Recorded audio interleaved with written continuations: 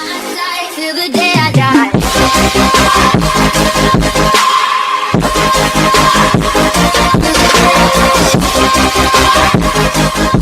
السلام عليكم ورحمة الله وبركاته. halkaad iga daawanaysaan waa YouTube channelkayga Cabdalla Muxya. soo dhawaada saaxiibayaal, sidaynu ku wada balansaneenba ama aad wada sugayseen insha Allah video wuxuu ku saabsan yahay ama uu khuseeyaa dadka familiga ah ama reerka ah iyo caruurtooda qaabkay u xareysan lahaayeen, maadaama videogii ka horeeyay aan ku sharxay dadka single-ka ah ama doobka ah qaabkay u xareysan lahaayeen. dad badan iga soo codsaday saan cadaalad ma ahan, waa inaad maaragtay markeeni aan noo soo gelisaa. haddaba waa markii muxuu ahaa dadka familiga iyo caruurta heesta, waa markii dadka xaaslayaasha iyo dadka caruurta heesta insha Allah videogan idin quseeyaa insha Allah sidaan maaragtay u sharxaayo ama aan u galgelinayo informationka si fiican u daawada hadduu ilaahay yiraahdo. informationka isticmaali doonno waa information aniga aan leeyahay, ma rabo qof islaameed informationkiisa inaan isticmaalo ama aan idinla wadaago insha Allah. labada sawir midka maaragtay male-ka iyo female-ka baana iska wada dhigaayo, sawirkaygaan isticmaali doona insha Allah, sababtoo ah waxaan rabaa inaan tusaale idin tusiyo oo aad halkaas ka maaragtay ka shidaal qaadataan ama ka fiirsataan qaabka loo xareeyo dadka lamaanaha ah ama dadka reerka ah sida u xareen lahaayeen. sawirka caruurtane waxaan isticmaali doonaa hal sawir insha Allah oo aan soo farsameeyo oo aan maaragtay aan size-kiisan iska soo saxay insha Allah. haddaba la socod wanaagsan, let's go. bismillah. waa kana qaabkan u xareynaa insha Allah. google-kan tagaynaa google-ka wuu inoo joogaa. meeshaan waxaan ku qoraynaa insha Allah DV lottery. staabyada la maraayo waa staabyadii aan videogii hore ku marnay, balse kan wuxuu ka duwan yahay kii hore. waxaan ku xareynaa single, kanna waa insha Allah muxuu ahaa married inoo ku xareynayna insha Allah. electronic diversity visa program aan ku dhufanaynaa midka ugu horeeya, kadibna qaybta begin entry aan ku xijinaynaa insha Allah. xarfihii sidooday noo yihiin aan u gelinaynaa, waa inay capital ku ahaadaan xarfaha aysan kaa khaldamin. submit aan leenahay, kadib wuxuuna geenayaa page-kii saxda ahaa. soo marka waxaan iska dhigayaa qofkii ugu horeeyo maaragtay maxaa la dhahaa familiga, odaygii reerkan ka bilaabaya.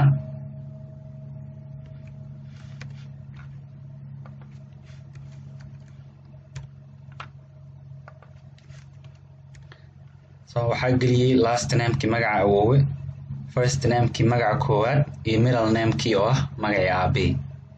so marka male aan dhahnay. waqtiga dhalashada waxaan ka dhigayaa May 18 aan ka dhigayaa 96, and then waxaa ku xigta magaaladan ku dhashay. soo marka tookadii markii hore waxaan ka dhigay inaan maaragtay Muqdisho ku dhashay, hadda waxaan ka dhigayaa Hargeysa si ay u arkaan reer Hargeysa qaabka loo xareeyo insha Allah. country-gana waa Soomaaliya.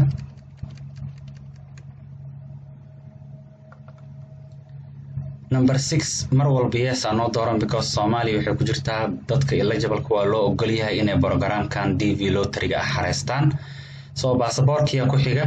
last name wuxuu ii ahaa Omar, first name wuxuu ii ahaa Xasan, last name wuxuu ii ahaa Aadan. marka mar walba baasaboorka wax kuugu qoran inay islahaadaan waa waxaa meeshaan ku qoraysid. soo marka waan soo xaqiijinayaa waa ii sax. baasaboorkii numberkiisa marka waxaan ka dhigayaa any numberka oo kugu qoran baasaboorka ka dhigaysaa insha Allah. waqtigu baasaboorkiga dhacayna waxaan ka dhigayaa May 18, laakiin sanadkan waxaan ka dhigayaa 2024 insha Allah. baasaboorka expiration-ka kugu qoran yahay waa inaad u gelisaa wadanka Soomaaliya, wadanka ka qaadata baasaboorka. sawirka waxaan isticmaalayaa sawirkayga insha Allah. desktop-ku saaran yahay waa kaasa.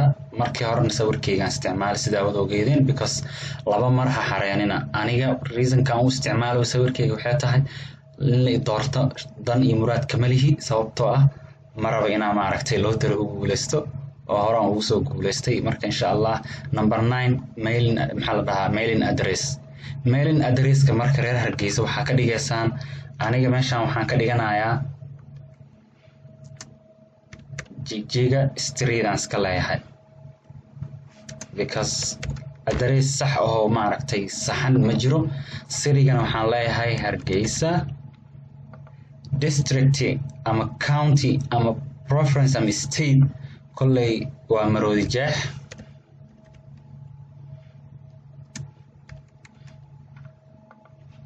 Postal code ma aqaani, oo postal code waxaan ka dhigayaa in muxuu ahaa no postal code, countrygana Soomaaliya. Mar kale aan ku celinayaa, meesha ku nooshahay iyo waddanka ka soo jeedid way kala duwanaan karaan. Hadba meesha aad ku nooshahay inaad ka dhigtida laga rabaa mailing addresska insha allah, oo aadan ku qorin meel kale. Qof Mareykan joogo address miyay noqon karaa dadbaha ana u jeeday? Maya. Qof Mareykan joogo address wuxuu ku noqon karaa marka aad guuleystayaasha ka mid noqotid. Adigoona guuleysta ahayn ha ka dhigin inaad maaragtay Mareykan address ha ka dhiganin. waan sii soconaynaa marka insha allah. waddanka aad ku nooshahay Soomaaliya. phone numberkayga optional waaye, ma gelinaay, waa ka tagayaa. email addresska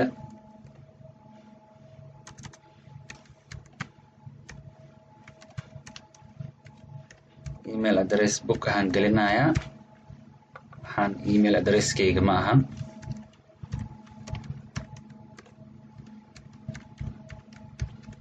waa inay islahaadaan labada magac meesha kuugu qoran. haddii ay ka khaldan yihiin wax gaduudan uu soo saarayaa. soo marka some university courses aan ka dhiganayaa, jaamacad inaan dhigto, because markii hore waxaan ku xareeyay high school inaan dhigto. soo marka tookadan waxaan leeyahay unmarried, waxaan leeyahay married and my spouse is not US citizen or US law permanent resident. yani married waxaaskayga waxay tahaan leeyahay muxuu ahaa qof aanan Mareykan sharci ka haysanin oo dhalasho Mareykan aanan haysanin. xaajigaaga maxaajiida haddii Mareykan citizen ay tahay ama green card ay ka haysatona qaybtaas aad dooranaysaa. number of caruurtan waxaan gelinayaa 2. continue aan leenahay. pagekan oo keenaya marka pagekan waxaa lagu qorayaa insha allah informationka maaragtay xaajiyada. soo marka xaajiyada informationkeeda gelinaynaa. informationkan ma ahan information saxan.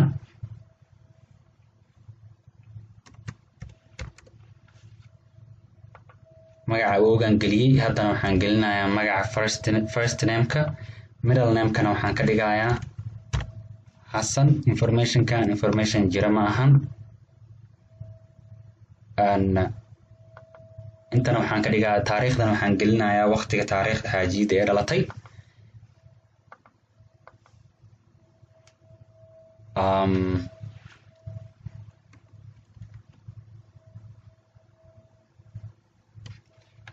so and then meeshaan waxaa dooranayaa female. magaalada ku dhalatay isla Hargeysa aan leeyahay. waddanka ee maaragtay xaajiyada ka soo jeedo waxaan leeyahay Soomaaliya.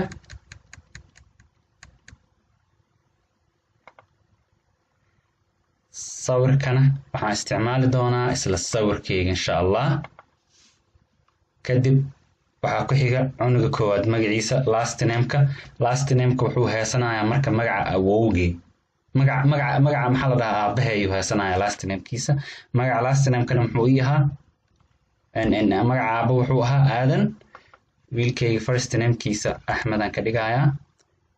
middle name-kiisana waxaan ka dhigayaa magacayga.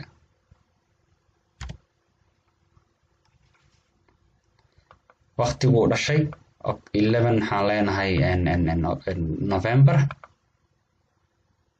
2014 kiinuu dhashaan ka dhigayaa. meel waayaan leeyahay. magaaladoo ku dhashay isla Hargeysa ku dhashay. cunugayga isku meelaan ku dhalana macnihii. waddankuu ka soo jeeda Soomaaliya. informationkan aan gelinayo tusaale ahaan aan idinku tusooyaa information jira ma ahan. sawirkana cunug islaameed sawirkiisaan isticmaaloyaa. la socda.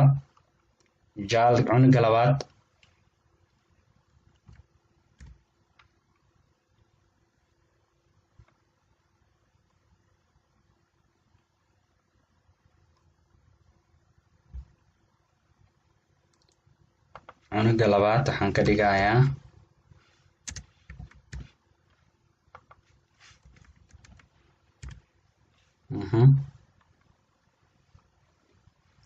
kadib taariikhda dhalashadana waxaan ka dhigayaa September 12 2016 inuu dhashay, isla meel aan leenahay, magaalada uu ku dhashay Hargeysa,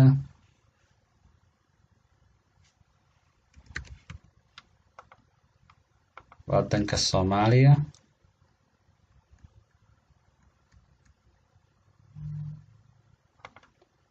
sawirkan isla sawirka cunuga unbaa isticmaala, balse adiga waxaa lagaa rabaa inaad isticmaasho sawirkii aan markii ku siiyey. maxaa la dhahaa markii aad isticmaalaysid cunugaaga sawirkiisa, yani haddii ilmaha ay kala duwan yihiin.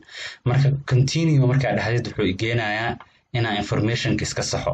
waa kana last namekeyga waa Cumar, first namekeyga waa Xasan, middle namekeygana waa Aadan.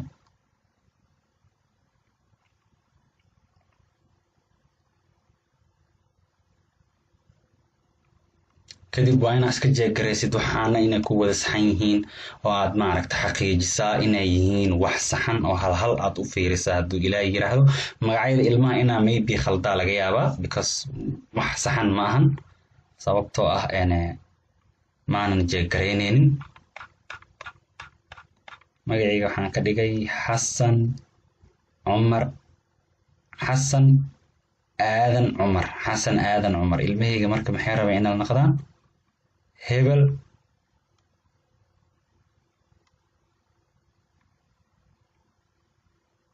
Xasan, Hebel Xasan inay noqdaan la rabay. waa u saxan yihiin, so maasha Allah. so markaan waxaan leenahay submit markaad tirahdid marka insha Allah warqadda waa kana confirmation numberka uu ku siinayaa. confirmation numberka uu ku siinaayana kor wuxuu kugu soo qoraa kay magaca qofkii ugu horeeyay oo maaragta informationkiisa geliya, kaasoo ahaa informationkeyga. warqadaaneta meel dhigo insha Allah. hoos marka wax ku qoran idin sheegaya, do not submit additional entry forms with this person as the primary entrant. multiple entries will disqualify the entrant from participation in the 2023 diversity visa program. so laba mar يعني هجلين قف كانت أو primary عن كريم قف جوري أو حرينة مر كلت primary هكذا. secondary ونقول كره هدي ما عرفت حاسكي حريصنا سو كلته secondary ونقول كره، لكن primary هذا هالمر نقطت مر لبعدين نقطت لقى مرة بدو إلى هذا إن شاء الله.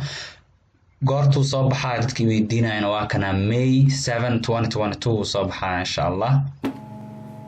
waxaan rajeynayaa inaad ka wada bogateen qaabka aan maaragtaa u xareeyay insha Allah. warqadii confirmation number ku qorneed waa tan hadduu ilaahay yiraahdo insha Allah. waxaan rajeynayaa inaad si fiican ugu wada bogateen oo aad tilmaamaha si fiican u wada raacdeen oo aan maaragtay si fiican idin tusiyaadin kugu sharxay insha Allah. informationka aan geliyay ma ahan information dad islaameed leeyahay, waa informationkayga aan kusoo celcelinayaa. dhanka male iyo female ka anaa iska wada dhigay oo anaa sawirkayga wada geliyay labada dhinacba. caruurta labada sawir aan geliyin hal qof aan ka wada dhigay inaa idin wada tusan kaliyaan rabay. sidaa wada arkayseen qofka marka koow xareenaya ama qofka marka ugu horeysa la gelinayo kaliya passport looga baahan yahay. caruurta iyo qofka maaragtay labaad oo page labaad lagu qorayo booska ahna loogama baahno maaragtay passport. dadkii weydiinayaan waxaa rajeynayaa inaa idinka qabtiray su-aashii ay soo weydiiseen ah qasab miya in labada qofood ay passport haystaan. maya ma ahan qasab, waa hal qof hadduu haysto idinkaga filan. haddii labada qofood ay haystaanna waa laba jaanis, ayadana way kugu xareysan kartaa, adigana waa ku xareysan kartaa. soo marka laba jaanisaa meeshas ka helaysaan. haddii midkiin passport uu leeyahana hal jaanisaa meeshas ku haysataan. waxaa rajeynayaa inaa videoga maaragtay aad ka wada bogateen oo aad si fiican u fahanteen insha Allah. wixii su-aal ah qabtaanna commentiga noogu soo qora sidii caadada inoo ahaydba anina idinkaga soo jawaab insha Allah. wixii su-aalo dheeri ah qabtaanna Instagramka insha Allah. Instagramka magaca iigu qoran iyo YouTubeka magaca iigu qoran iyo TikTokka magaca iigu qoran waa isku wada mid, Cabdalla Muhi. haddaad kusoo wada ku qorto magac informationkayga kuu soo baxaayo. ma aqaan haddii qof kaleeto maaragta uu iga daba samaystay uu maaragtay kowaabigana waa iska jiraa, dhib ma lahan insha Allah. marka waa inoo commentiga iyo Instagram insha Allah aad idin salaamaya. Assalamu alaikum warahmatullahi wabarakatuh.